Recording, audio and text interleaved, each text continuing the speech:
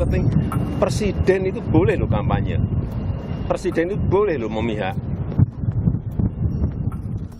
Presiden boleh berkampanye dan berpihak pada paslon tertentu dalam Pilpres. Pernyataan tersebut terlontar saat Presiden Joko Widodo menyerahkan pesawat Super Hercules dan helikopter ke Kementerian Pertahanan di Landasan Udara Halim Perdana Kusuma, Jakarta.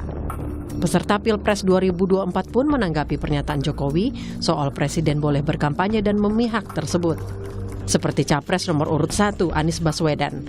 Anies justru membandingkan pernyataan Jokowi sebelumnya bahwa Presiden akan netral dalam pemilu 2024. Anies juga menyerahkan penilaian ke masyarakat. Masyarakat bisa mencerna dan nanti menakar, menimbang pandangan tersebut. Karena sebelumnya yang kami dengar adalah netral, mengayomi semua, memfasilitasi semua. Sementara Cawapres nomor urut 3, Mahfud MD enggan menanggapi pernyataan Jokowi.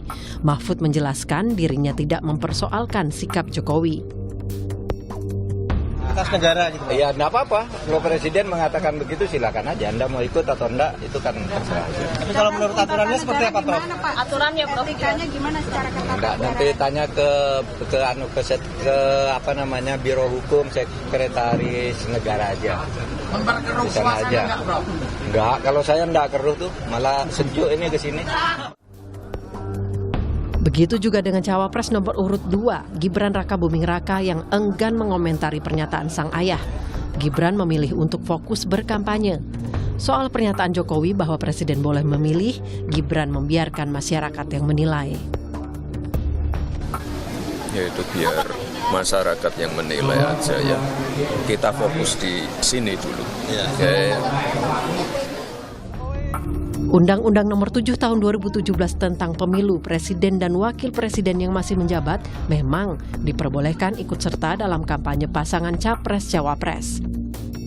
Dalam pasal 299 Undang-Undang Pemilu menegaskan, ayat 1, Presiden dan Wakil Presiden berhak melaksanakan kampanye. Pada ayat 2 menyatakan bahwa pejabat negara yang merupakan kader parpol diizinkan untuk berkampanye. Ayat 3, pejabat negara non-parpol juga bisa berkampanye selama didaftarkan sebagai anggota tim kampanye ke KPU. Namun pasal 281 Undang-Undang Pemilu memberi sejumlah syarat bagi pejabat negara yang berkampanye, termasuk para menteri dan kepala negara. Selain harus cuti di luar tanggungan negara, mereka juga dilarang menggunakan sejumlah fasilitas negara. Sementara, dalam pasal 282 dan 283 mengatur bahwa para pejabat negara dilarang berpihak selama masa kampanye atau membuat keputusan atau tindakan yang menguntungkan atau merugikan salah satu peserta pemilu selama kampanye. Dan menurut pasal 304 ayat 1 Undang-Undang Pemilu, dalam melaksanakan kampanye, Presiden dan Wakil Presiden, pejabat negara, pejabat daerah dilarang menggunakan fasilitas negara. Tim Liputan, Kompas TV.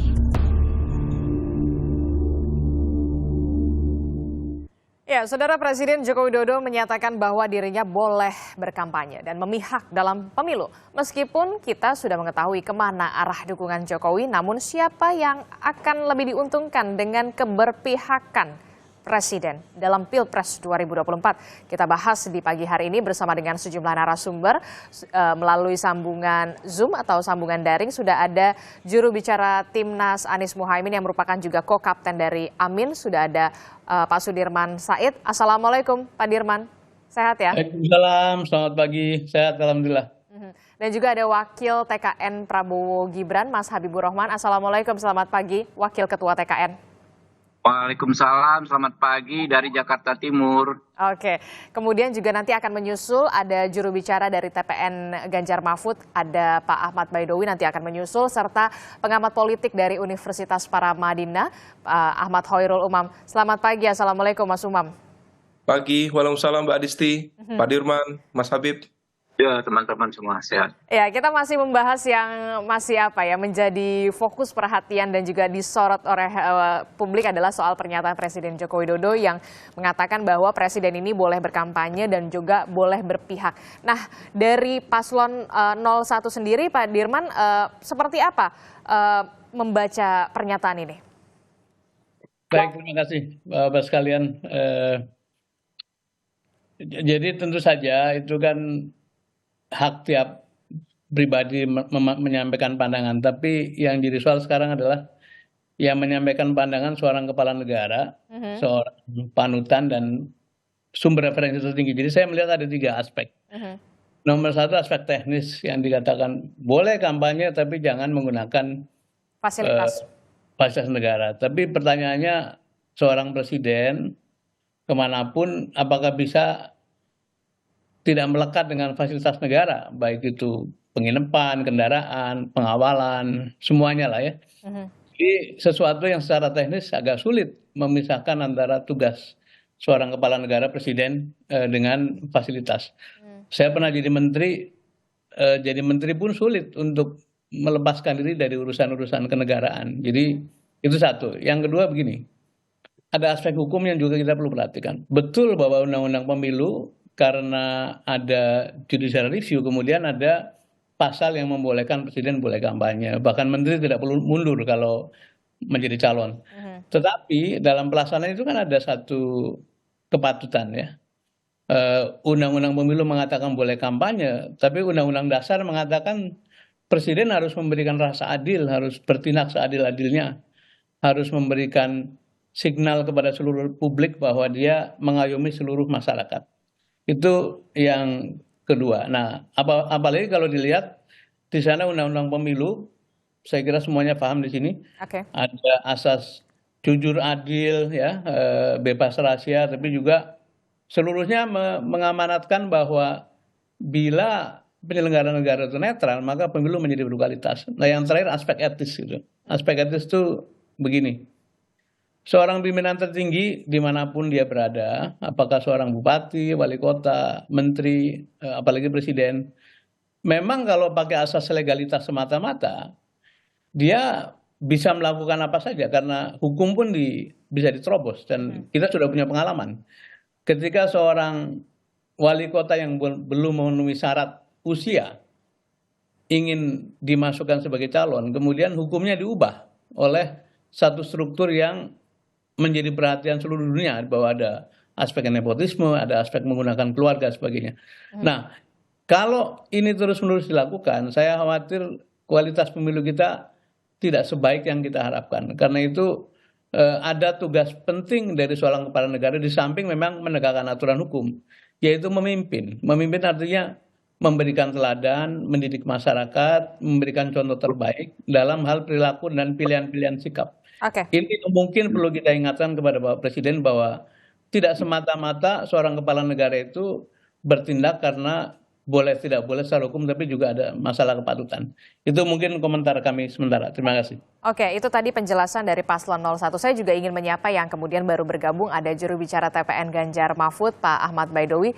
Assalamualaikum, Mas Owi. Nomor 2 dulu dong. Iya, saya ingin menyapa dulu karena baru bergabung begitu ya Mas Habibur Rahman. Iya, Mas Habibur Rahman, ini bagaimana menanggapi ini? Pernyataan Presiden Joko Widodo boleh memihak, kemudian boleh kampanye. Paslon 02 sendiri merasa diuntungkan dengan pernyataan Presiden Joko Widodo? Jadi saya komentari dulu pernyataan senior saya Pak Sudirman Said tadi ya. Saya berpendapat bahwa dalam konteks konstitusi, dalam konteks undang-undang, dalam konteks etika, tidak masalah seorang presiden menggunakan hak politiknya untuk berpihak dan berkampanye. Kita kupas satu-satu sebentar ya. Dalam konteks konstitusi, pasal 7 Undang-Undang Dasar kita, bahkan mengizinkan seorang presiden incumbent untuk maju kedua kalinya. Jadi kalau concern kita, ya, kalau kita diskusi ini kan mana yang substansi, yang mana yang bukan. Substansinya adalah yang dikhawatirkan soal abuse of power. Penggunaan kekuasaan untuk menguntungkan diri sendiri dan merugikan orang lain. Itu kan abuse of power ya. Secara menyimpang, maka yang paling berpotensi melakukan abuse of power adalah presiden yang maju kedua kalinya. Itu dalam konteks konstitusi. Lalu, ya, presiden tentu punya hak yang merupakan juga bagian dari hak asasi manusia untuk meyakini dan bersikap secara politik, meyakini pilihan politik dan bersikap secara politik. Itu juga dijamin di Undang-Undang Pasal 23, Undang-Undang Hak Asasi Manusia. Ya. Dalam konteks undang-undang jelas ya, pasal 280 ayat 2, presiden karena dia adalah orang yang dipilih secara politik melalui jalur politik, bukanlah pejabat yang tidak diperkenankan ikut kampanye. Ayat 280 ayat 2. Lalu pasal 299 dikatakan secara tegas dan jelas presiden berhak untuk kampanye. Ini pasal tidak hanya mengatur untuk presiden yang maju kedua kali, bukan. Karena konteksnya itu abuse of power. Jadi orang yang punya power tetap boleh sepanjang. Nah ini dia nih, ada batasannya, ada rambu-rambunya, ada kata sepanjangnya. Bahwa itu harus cuti di 281. Kemudian tidak boleh menggunakan atribusi jabatan. Lalu ya juga ada pasal 547. Tidak boleh membuat kebijakan yang menguntungkan atau merugikan salah satu pasangan calon. Nah itu rambu-rambunya. Jadi kita nih kalau berdiskusi, kita jangan pusing dengan atribusi-atribusi, tetapi yang kita concern adalah substansinya apa? Substansinya abuse of power. Nah, lalu soal etika, etika itu kan dilanggar ketika kita merugikan orang atau menguntungkan orang secara tidak sah. Nah ini nggak ada yang dilanggar juga, gitu loh. Justru etikanya sebagai orang yang dipilih oleh rakyat, dia tetap harus bisa menjalankan tugas, tetapi dia juga berhak ya melaksanakan, mengeksekusi hak-haknya, hak-hak politik, hak-hak konstitusionalnya. Itu diatur. Makanya kita semua banyak hal. Hukum kita kan mengatur banyak hal. Tetapi kita melindungi bangsa dan negara ini dari potensi-potensi abuse of power. Itu poinnya. Jadi nggak ada masalah. Apakah misalnya Gerindra Pak Prabowo Gibran merasa diuntungkan atau tidak? Ya kita lihat nanti ya. Semakin banyak orang mendukung kan semakin bagus. Apalagi memang tokoh yang sangat berpengaruh seperti Pak Presiden. Tapi perlu digarisbawahi Pak Adisti, kami ingin semuanya by constitution, by law, by etik. Artinya 3 hal tersebut haruslah terpenuhi. Tidak ada pelanggaran etik sekalipun, gitu loh. Dan kami ingin menanggapi juga ya Pak Sudirman Said. Pak Sudirman bolak-balik soal MK. Ya. MK, Anda kalau nggak update ya. Sudah ada putusan 141, ada putusan 131, ada putusan 145 yang diputus tanpa Anwar Usman yang mengatakan tidak ada masalah konstitusionalisme dengan putusan nomor 90. Jadi secara etik pun majunya Gibran nggak ada masalah, gitu loh. Oke, baik Mas Habibur Rahman, kami tangkap di situ. Kalau memang dari segi konstitusi memang tidak ada, sudah ada diatur di aturan etik. Aturannya sudah jelas, kemudian sudah diatur. Konstitusi loh Mbak Adisti, konstitusi, hukum dan etik. Oke. Kalau untuk paslon tim sukses dari paslon 03 sendiri bagaimana menanggapi dari pernyataan Presiden Joko Widodo? Kalau 02 mengatakan tidak ada masalah, aturannya sudah ada, sudah jelas begitu. Ya. Memang yang disampaikan Presiden Joko Widodo itu sudah tertera dalam undang-undang. Betul. Jangankan kampanye, mencalonkan lagi itu boleh gitu. Nah, masalahnya memang asas kepatutan yang harus dijujuk. Yani apa? Jangan sampai Presiden menggunakan institusi kepresidenannya mendukung salah satu pihak. Karena begini, Presiden Jokowi itu memiliki 2 atribusi. Satu sebagai presiden, satu Jokowi sebagai pribadi, bapaknya Gibran Raka Buming Raka. Di mana di dunia ini yang namanya orang tua itu tidak mendukung anaknya itu suatu hal yang mustahil. Nah, meskipun memiliki 2 atribusi yang berbeda, tetapi apa yang disampaikan oleh Pak Sudirman ada benarnya. Untuk membedakan 2 atribusi itu, memisahkannya dalam praktek politik ketatanegaraan kita memang susah. Saya ambil contoh, bagaimana seorang presiden berkampanye itu sudah diatur, dia harus cuti, ya kan? Tidak boleh mengatasnamakan dirinya presiden. Seperti apa yang saya sampaikan di awal, tidak boleh menggunakan atribusi institusi kepresidenannya untuk kampanye. Itu satu. Yang kedua, ketika dia cuti, bahwa dia sedang tidak menjabat sebagai presiden. Problemnya, artinya dia sebagai pribadi Joko Widodo. Dalam hal ini, kalaupun dalam orang kebanyakan beliau orang tua yang kebetulan anaknya hari ini maju. Tetapi ada pengamanan pengamanan presiden, ada protokoler yang melekat dalam dalam melekat itu sepanjang presiden hidup gitu. Sepanjang presiden hidup dan masih jabatannya masih ada. Bahkan seorang mantan presiden pun di Indonesia itu masih dikawal oleh Pas Pampres. Ya, betul. Apalagi presiden yang aktif. Maka kemudian yang selalu kita tekankan terkait dengan netralitas pemerintah ini, jangan sampai menggunakan instrumen negara ini untuk memenangkan pasangan calon tertentu. Kalau kemudian misalkan hanya sekedar kampanye, ikut menjadi tim pemenangan calon, itu sudah tersedia dalam undang-undang. Termasuk calonnya Pak Habibur Rahman, ada menteri, juga di tim suksesnya. Di calon kami, ada seorang menteri jadi calon wakil presiden dan juga ada tim pemenangannya. Di calon 01, ada wakil ketua DPR yang maju. Dia sebagai apa? Dia sebagai pejabat negara. Ada protokolernya juga, termasuk juga tim pemenangannya juga ada dari kabinet, ada dari pimpinan di DPR. Jadi dalam praktek politiknya di Indonesia, ya memang untuk memisahkannya susah. Karena ada sesuatu yang melekat, meskipun dia itu tidak dalam posisi menjalankan tugasnya sebagai pejabat negara gitu. Nah, maka kemudian selalu kami katakan, termasuk di sejumlah media, penyampaian disampaikan oleh presiden itu sesuatu yang normatif, yang sudah diatur dalam undang-undang. Cuman kami selalu mengingatkan jangan sampai ada penyalahgunaan kewenangan. Nah, termasuk juga misalkan hari ini bagaimana bantuan sosial diberikan. Itu haknya masyarakat, disetujui APBN bersama pemerintah dan DPR. Ya itu harus diberikan kepada masyarakat, tetapi bagaimana penyalurannya itu tepat sasaran dan tidak menjadi alat politisasi. Nah, hal-hal seperti itu kan terjadi praktek di lapangan, Mbak. Oke, Mas Owi. Mas Habibur Rahman, bagaimana ini kemudian yang sulit adalah pada praktiknya, begitu memisahkan antara Presiden Joko Widodo sebagai pribadi dan juga sebagai presiden. Sebagai pribadi memang ini sudah jelas faktanya memang anaknya sedang ikut berkontestasi dalam Pilpres 2024. Pemisahan ini sulit sekali kalau menurut Mas Owi dan juga Mas Pak Dirman. Jadi kita berhukum itu ada 3 hal kalau berdasarkan konstitusi ya. Kepastian hukum yang adil dan bermanfaat. Jadi kepastian, keadilan dan kemanfaatan. 3 hal tersebut ya diterapkan secara bersama-sama. Kemanfaatannya kenapa? Misalnya tadi wakil ketua DPR ada protokol, ya, ada patwal, ada Pas Pampres, ya, macam-macam, ya, ada yang dari TNI juga, ya. Apakah dilepas ketika dia beraktivitas sebagai cawapres, misalnya? Kan enggak juga, gitu loh.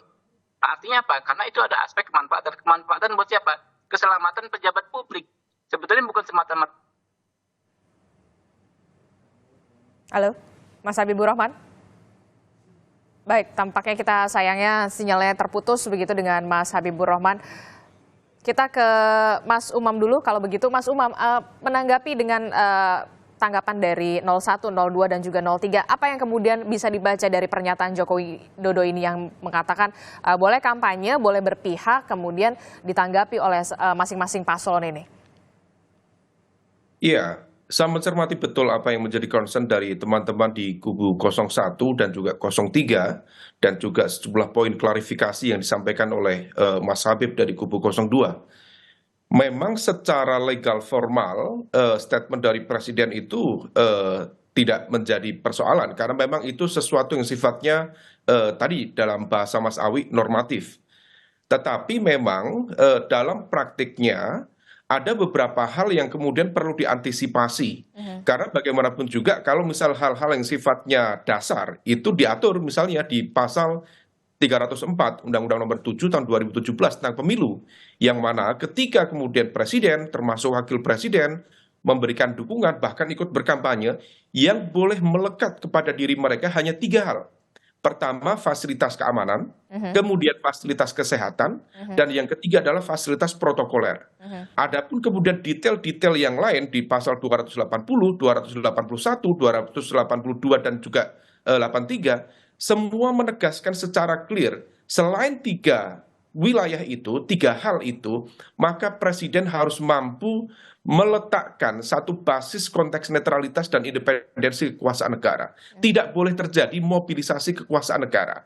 Nah, problemnya adalah memang tidak mudah untuk memisahkan antara domain privat dan domain publik. Dan problemnya di dalam konteks kepemiluan, termasuk dalam konteks regulasi umum secara general, di Indonesia itu tidak ada aturan khusus yang mengatur, meregulasi tentang COI, conflict of interest, benturan kepentingan. Sehingga kemudian di dalam konteks politik misalnya, akhirnya kemudian potensi penyalahgunaan kekuasaan, abuse of power, itu terjadi di dalam ruang-ruang gelap kekuasaan. Dia seolah tidak terjadi, tapi di lapangan bisa dirasakan. Nah, itulah yang kemudian menjadi concern dari kubu 01 dan juga 03 yang kemudian patut untuk dicermati, patut juga relevan untuk dipahami. Nah, oleh karena itu di konteks ini, kalau misal tadi Bang Habib menyampaikan tentang konteks konstitusi, hukum, dan etika, memang konteks etika itu yang kemudian menjadi jangkar utamanya. Karena bagaimanapun juga ketika Presiden mampu berkomitmen secara clear menunjukkan netralitasnya dalam konteks kontestasi ini, maka kemudian yang dijamin bukan hanya sekedar demokrasi yang bisa adil, tetapi juga marwah kekuasaan itu sendiri. Nah, oleh karena itu, ini yang kemudian kita tidak ingin kemudian terjadi sebuah proses politik dan juga demokrasi yang justru termanipulasi, manipulated democracy. Dan oleh karena itu, komitmen Presiden betul-betul diharapkan. Barangkali Pak Jokowi ada baiknya misalnya belajar dari fase-fase akhir dulu pemerintahan Pak SBY misalnya, yang justru memilih untuk bersikap netral, justru memilih untuk mengambil atau meletakkan pada porsi netralitas kekuasaan. Karena dengan tensi politik yang cukup tegang, cukup tinggi ini, memang problemnya bisa kemana-mana. Nah, di level inilah kemudian legitimasi kekuasaan betul-betul perlu dijaga, dan kemudian apa yang diharapkan oleh masyarakat betul-betul kemudian bisa menghadirkan sebuah proses pemilu yang jauh lebih kredibel, lebih legitimate dan demokratis. Mbak Adisti. Oke, Mas Umam, tapi kalau dari etika, etis nggak sih sebenarnya? Ya, sisi etika itu kan sebenarnya sesuatu yang makomnya tinggi. Sehingga kemudian etika itu seringkali memang, ya dia tidak bisa kemudian diatur dalam sebuah regulasi, apakah itu memenuhi standar etik atau tidak. Memang komite etik bisa dibentuk. Tetapi kemudian di dalam konteks pelaksanaannya, etika itu seringkali menjadi sesuatu yang absurd. Karena tadi, sesuatu yang kemudian bergerak, potensi-potensi abuse of power, mobilisasi kekuasaan negara, penggunaan infrastruktur kekuasaan negara yang menguntungkan atau merugikan salah satu pihak tertentu, semua itu bergerak dalam ruang abu-abu, dalam ruang gelap kekuasaan. Sehingga ketika kemudian diminta untuk membuktikan, ya agak ngeri-ngeri sedap. Ada bisa dirasakan, tetapi di saat yang sama juga kemudian tidak mudah untuk dibuktikan juga. Nah, inilah kemudian komitmen dari pribadi seorang Jokowi selaku presiden betul-betul diharapkan. Nah, kalau misal kita cermati, memang tidak mudah. Misal ini Bang Habib. Bang Habib itu kalau misal anaknya ikut lomba 17-an, saya yakin Bang Habib itu juga ikut deg-degan itu. Itu cuma lomba 17-an saja, Mbak. Apalagi ini adalah sebuah kontestasi tertinggi dalam kasta kontestasi politik dan demokrasi di Indonesia, level pilpres. Tentu ada concern yang cukup besar di sana. Nah, oleh karena itu, saya menduga barangkali statement dari Pak Jokowi itu adalah sebuah bridging yang dikondisikan sebagai sebuah momentum bagi beliau barangkali untuk mendeklarasikan secara terbuka keberpihakan dari Jokowi di menit-menit terakhir menjelang Pilpres di 14 Februari yang akan datang, yang barangkali diharapkan bisa memberikan insentif elektoral 2-3%, yang kemudian diharapkan sesuai dengan ekspektasi. Misalnya, kalau memberikan dukungan ke 02 misalnya, hal itu kemudian bisa mewujudkan target menang 1 putaran. Tetapi sekali lagi, legitimasi dan kekuasaan nanti dipertaruhkan di sana. Oke, itu merupakan salah satu bisa dikatakan kalau menurut Mas Umam salah satu bridging begitu ya, kalau misalkan bahwa memang Presiden Joko Widodo ini ke paslon 02 begitu, ada insentif elektoral. Nah, Mas Habibur Rahman, ini kemudian yang dikhawatirkan oleh 01 dan juga 03 soal konflik kepentingan, terus kemudian juga ada fasilitas negara yang kemudian melekat begitu selama Presiden Joko Widodo ini nanti kalau memang berkampanye. Jangan dijawab dulu Mas Habib, kita jeda dulu, tetaplah bersama kami di Sapa Indonesia Pagi.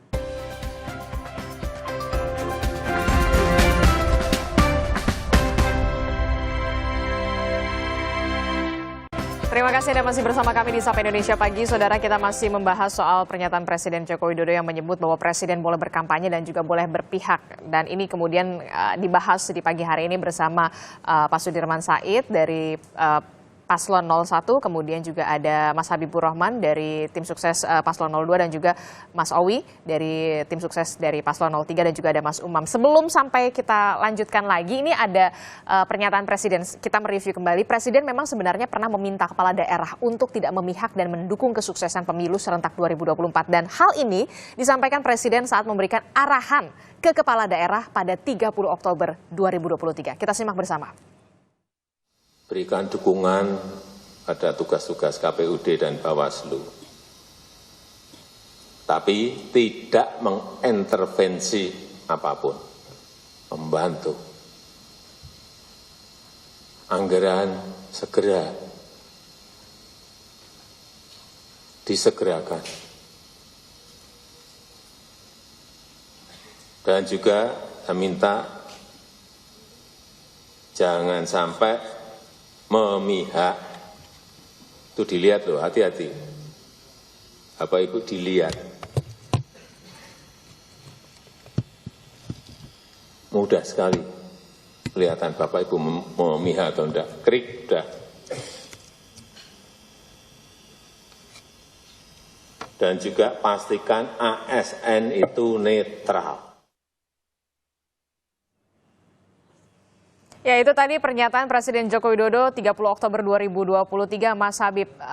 Dan Januari 2024 saya menilai agak kontradiktif begitu. Jawaban Anda, Mas Habib? Mas Habib? Enggak. Mbak Adisti, kita cermat membaca. Halo? Ya, halo? silakan. Ya. Halo, bisa dengar nggak? Bisa. Halo? Bisa, Mas Habib. Clear. Halo, dengar nggak ya? Ya, jelas, clear. Ya, Mbak Adisti, kita harus cermat membaca undang-undang dan mendengar apa yang disampaikan Pak Jokowi tadi. Yang disampaikan itu adalah PJ, kepala daerah, yang adalah ASN. Ya, lalu ASN sendiri disebut. Memang kalau PJ kepala daerah, berdasarkan pasal 280 ayat 2, itu termasuk orang yang tidak boleh berkampanye. Ada gubernur BI, ada TNI, ada Polri, ada ASN, ya. Itu nggak boleh memang. Tetapi kan kita harus paham, presiden, gubernur, bupati, wali kota itu adalah jabatan yang diperoleh melalui proses politik. Mereka ini orang yang dipilih melalui proses politik, bukan ASN. Sehingga tidak termasuk dalam pejabat yang dilarang mengikuti kampanye, bersikap netral. Jadi tidak ada yang kontradiktif. Justru sudah sangat benar apa yang disampaikan Pak Presiden. Tapi kan pada saat itu beliau, begitu Pak Presiden ini mengatakan atau menyatakan ini di depan kepala daerah. Seorang kepala daerah. Iya, makanya itu PJ. Kan saya tahu banget soal itu. Karena kan ada kasus PJ Bupati Sorong. Ya, macam-macam lah ya. PJ Bupati, ya kan, yang dalam kapasitasnya sebagai penjabat kepala daerah disebut bersikap berpihak. Nah, jadi Anda sebut beda-beda soal begitu? Jadi tentu bukan Anda sebut undang-undang, Mbak Adisti. Anda baca pasal 280 tadi yang saya bilang gitu loh. Jadi bukan Habibur Rahman nih yang berbicara undang-undang gitu loh. Pak Dirman, Anda sepaham atau sepandangan soal ini? Ya, saya berpikirnya sudah lebih dari soal kontestasi ya, Mbak Adisti ya. Karena sekali lagi ada tugas-tugas kepemimpinan seorang kepala negara yang kita mencintai Pak Joko Widodo, yang sangat berharap statement beliau, tindakan beliau, pilihan-pilihan sikap beliau itu betul-betul beyond kontestasi gitu, beyond elektoral. tahun 2021 terbit satu TAP MPR judulnya Pokok-pokok Etika Kehidupan Bernegara, Berbangsa ya. Di sana diatur aspek sosial budaya, etika politik pemerintahan, etika bisnis, sampai pada etika keilmuan. Di sana mengatur dengan jelas bahwa ada kewajiban dari para penyelenggara negara untuk terus-menerus menjaga etik itu. Dan tadi kalau yang dikatakan sahabat saya Pak Habibur Rahman, bila ASN saja tidak boleh berpihak, diminta netral, polisi diminta netral, apalagi kepalanya gitu ya. Jadi ini ada satu logika yang perlu diluruskan bahwa tergantung kita mau masuk pada soal-soal legal saja atau masuk mengangkat permainan ini menjadi lebih baik secara kualitas. Kalau saya memilih atau berharap betul bahwa presiden kita, apalagi menjelang mengakhiri masa jabatannya atau masa tugasnya, betul-betul meninggalkan contoh yang baik yang dikenang publik, dan Indonesia membutuhkan banyak sekali contoh-contoh baik seperti itu. Saya pernah melihat satu foto tahun 1945, di situ berderet tuh Bung Karno, Bung Hatta, kemudian ada Pak Sudirman Panglima, ada Natsir dan sebagainya, Agus Salim. Saya membayangkan satu suasana di mana beliau-beliau adalah politisi betul, walaupun waktu itu belum ada pemilu ya. Tapi beliau negarawan, beliau pendidik, beliau teladan, beliau contoh dari segala perbuatan baik. Dan menurut saya ada kewajiban tertinggi dari seorang kepala negara untuk menjadikan ini semua sebagai satu peran. Jadi bukan semata-mata peran sebagai pihak untuk ikut kontestasi, tapi juga peran sebagai pemimpin di mana moral atau istilahnya Bang Hoirul Umam tadi, etik sebagai patokan tertinggi, dan itu di luar atau melampaui hukum maupun konstitusi sekalipun. Jadi saya harapan saya atau doa saya adalah Pak Joko Widodo bisa memberikan peninggalan-peninggalan baik dalam soal tindakan, pilihan-pilihan sikap yang itu melampaui kebutuhan beliau sebagai orang yang kebetulan anaknya sedang berkontestasi, dan itu kita butuhkan sebagai bangsa. Mungkin. Oke, Mas Owi. Ya, kita berharap sebenarnya konsistensi atau keistiqomahan dalam menerapkan terkait dengan penegakan aturan ataupun keinginan. Bagaimana misalkan kekuasaan itu berhadapan dalam kondisi kontestasi seperti pemilu. Taruhlah tadi analoginya bahwa penjabat kepala daerah itu selalu diperintahkan oleh Pak Jokowi karena kebetulan penjabat kepala daerah itu adalah ASN. Dalam sisi aturan kepemiluan terkait ASN itu memang betul, tetapi dalam konteks yang lebih luas, penjabat kepala daerah itu kan statusnya sama dengan kepala daerah. Jadi kalau kami melihat tidak dalam konteks sebagai ASN-nya karena dia menjabat kepala daerah, tetapi penjabat kepala daerah itu memimpin sebuah daerah itu kan statusnya sama dengan kepala daerah. Itu yang diinginkan oleh Pak Jokowi sebagai sebuah pemimpin di daerah, jangan sampai mengarahkan, memberikan dukungan kepada calon-calon tertentu. Tentunya kalau dinaikkan ke level yang lebih atas, bahwa pemimpin sebuah negara itu diharapkan tidak memihak salah satu calon tertentu. Namun sekali lagi, karena ketentuan undang-undang pemilunya sudah seperti itu, baik semua kontestan pemilu tahu tentang isi mengenai undang-undang pemilu. Bahwa presiden itu boleh, menteri boleh berkampanye asalkan cuti. dan tidak menggunakan fasilitas negara untuk mobilisasi massa, untuk memobilisasi, tidak menggunakan alat negara untuk memobilisasi dukungan, kecuali kalau presiden dan wapres itu ada 3 hal yang melekat itu karena aspek keamanan, kesehatan dan juga protokoler. Nah, namun demikian, sekali lagi bahwa Pak Jokowi itu adalah bapaknya seluruh rakyat Indonesia. Maka memposisikan beliau sebagai bapaknya seluruh rakyat Indonesia dari segenap golongan itu menjadi hal yang utama. Ini sesuatu keteladanan, sesuatu panutan itu yang memang tidak diatur di norma manapun. Kalau normatifnya ada, kita sudah sepakat, tidak sedang berdebat apakah yang disampaikan presiden itu salah atau tidak. Iya, semua yang disampaikan presiden itu normatif gitu. Tapi aspek keteladanan, aspek kepatutan, aspek kepantasan itu yang kita tonjolkan. Jangan sampai nanti ada penyalahgunaan institusi kepresidenan. Nah, itu saya kira. Oke, ya itu yang kemudian. Kalau saya dikit boleh tanggapi, belum saya ini. Ya, Mas Habib, itu yang kemudian dikhawatirkan pasangan 01 dan juga 03 ada yang dikhawatirkan ada penyalahgunaan soal kewenangan begitu ya, untuk memobilisasi dukungan, Mas Habib. Ya makanya pertama ya tadi disampaikan Pak Gus Umam ya, Mas Awi ya, itu kan asumsi-asumsi. Sementara kan kita harus berbicara hal yang faktual. Kalau soal asumsi capek kita, karena nggak ada batasannya.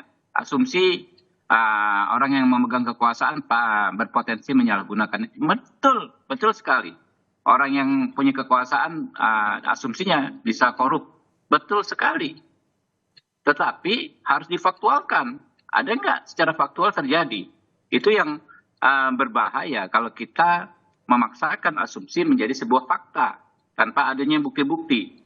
Kan kita ada perangkat, ada Bawaslu, ada aturan. Dan jangan juga ini kita salah kaprah mempertentangkan regulasi dengan etika. Nggak boleh. Regulasi itu kita bikin, ya kita sama-sama pernah di DPR ya, sama-sama di DPR teman-teman semua.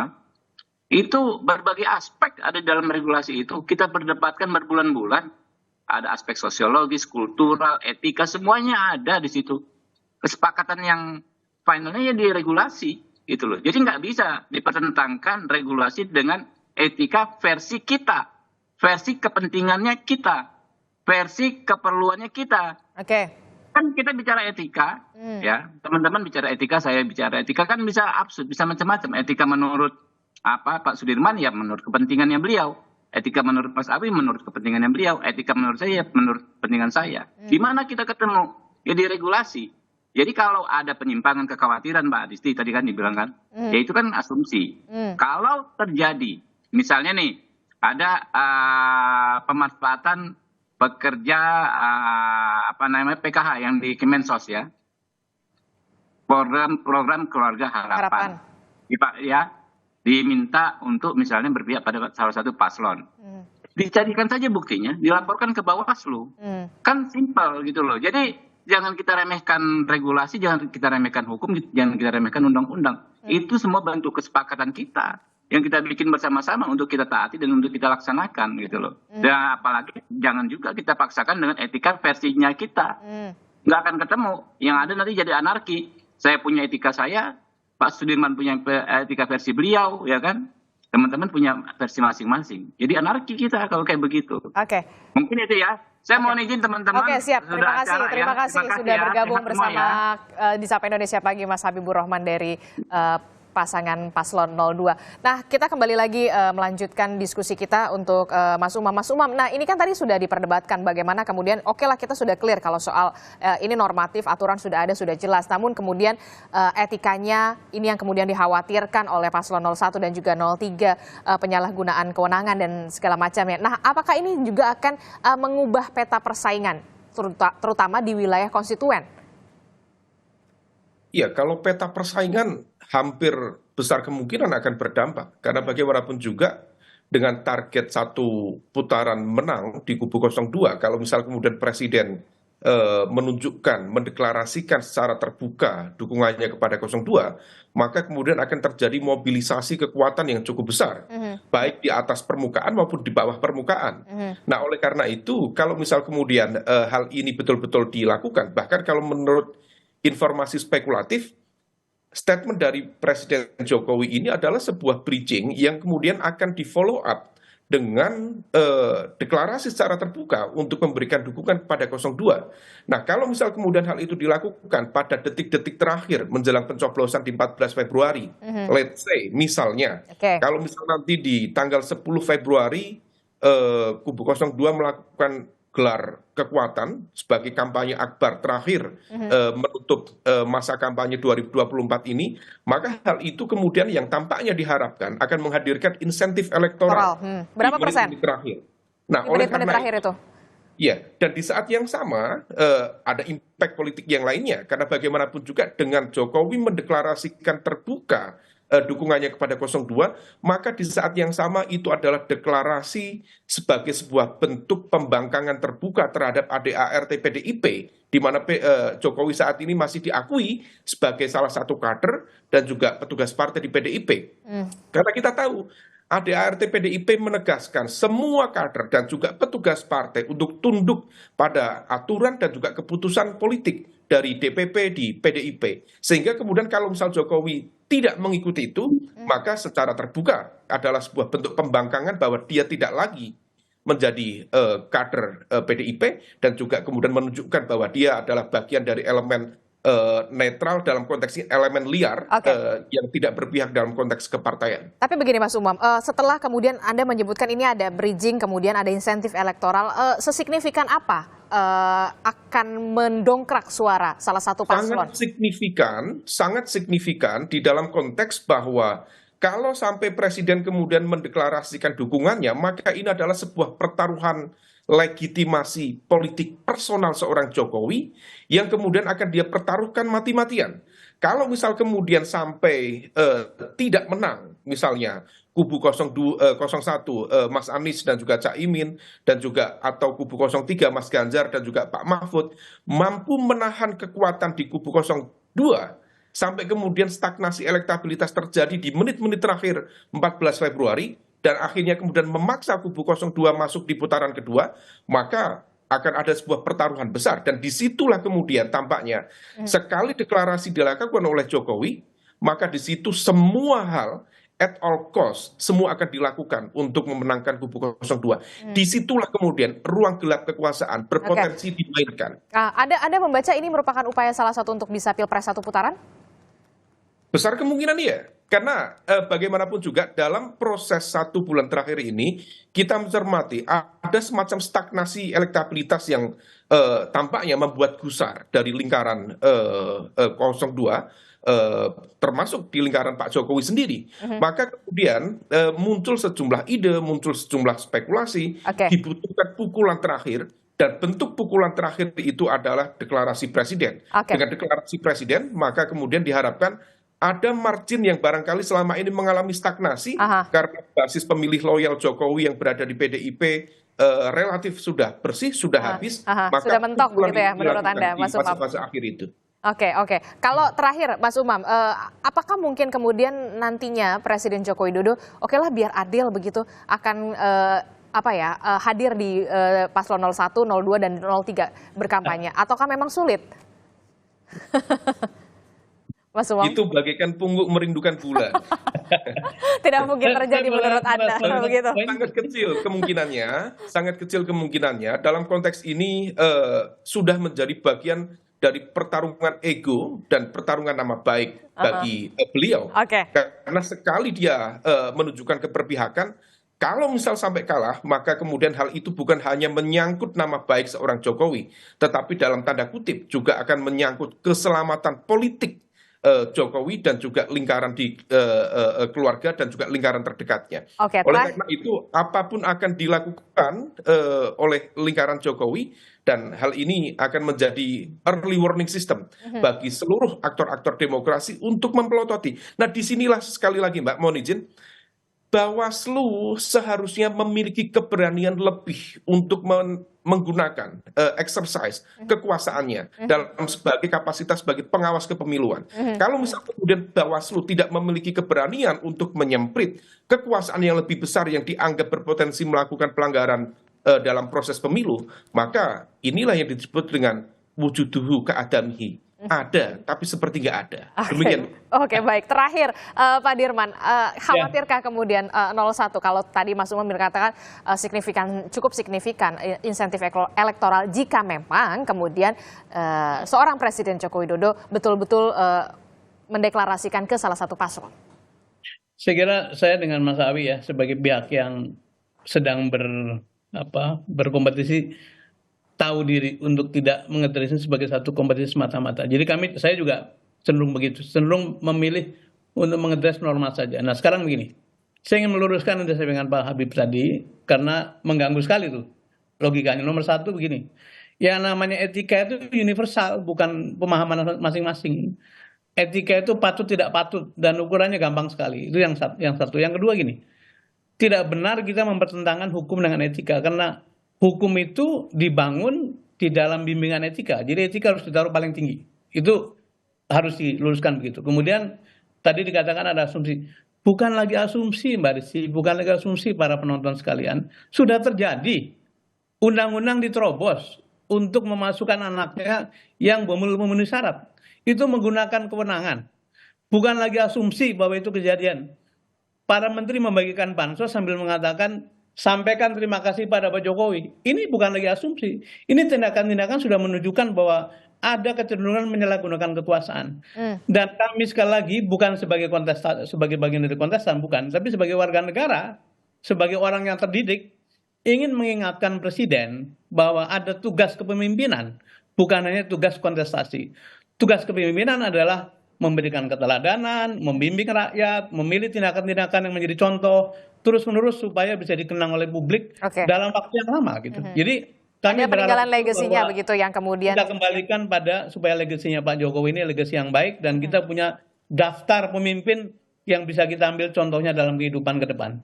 Mungkin itu tanggapan saya. Oke, Mas Owi terakhir. Ya, ini apa yang sayang Om Habib itu sudah live ya, live dari Qatar. Itu sebenarnya statement yang berbahaya ketika mengkotak-kotakkan standar etik. Namanya etika itu dari Sabang sampai Merauke terkait etika kekuasaan itu sama gitu. Tetapi kalau kemudian dikotak-kotakkan versi A, versi B sesuai kepentingannya, itu sangat berbahaya sekali. Terus yang berikutnya adalah bagaimana terkait dengan pengkondisian alat kekuasaan. Nah ini yang selalu kita tekankan. Contoh satu hal saja, terkait bantuan sosial. Coba Anda perhatikan hari ini, menjelang pemilu, bansos itu langsung diberikan oleh Presiden. Padahal ada Kementerian Sosial, leading sektornya, ada Menteri Sosialnya yang dulu ikut merancang mengajukan anggaran ke DPR untuk dibahas dalam forum rapat badan anggaran bersama pemerintah dan DPR. Tetapi menjelang 2 bulan ini terkait dengan pemberian bantuan sosial, informasinya yang namanya Menteri Sosial Risma itu tidak terlalu terlibat. Nah, ini ada apa? Tentu publik akan bertanya-tanya. Ini sekali lagi bukan tentang perspektif kami, perspektif Pak Dirman, Mas Umam, dan yang lain-lain. Ini kenyataan. Belum lagi misalkan bagaimana mengumpulkan para kepala desa. Ada temuan Bawaslu yang menyatakan bahwa kegiatan itu melanggar. Nah, hal-hal seperti itu yang sebenarnya yang selalu kita ingatkan, selalu kita himbau bahwa selain persoalan norma hukum, ada asas kepantasan, ada asas kepatutan, ada asas etika yang perlu diperhatikan oleh Presiden Jokowi yang kebetulan hari ini beliau sebagai kepala negara dan sebagai seorang ayah yang anaknya maju dalam kontestasi Pilpres. Berikan kami contoh keteladanan yang baik, karena kami ini masih akan hidup jangka yang panjang, karena generasi muda Indonesia ini perlu diberikan contoh keteladanan yang baik dari seorang kepala negara yang kebetulan anaknya menjadi sebagai kontestan pemilu. Terima kasih, Mbak. Oke, terakhir, khawatir nggak kalau misalkan dikatakan Mas Umam insentif elektoralnya cukup signifikan begitu, Mas Owi? Kalau melihat dari peta lembaga survei hari ini, berapa insentif yang bisa diberikan oleh Presiden Jokowi terhadap endorsement Jokowi. Nah, para pendukung Jokowi hari ini sudah terkonsolidasi ke salah satu paslon. Belum lagi kita lihat undecided votersnya, orang yang belum menentukan pilihan dalam sejumlah lembaga survei terakhir ini sudah semakin tipis.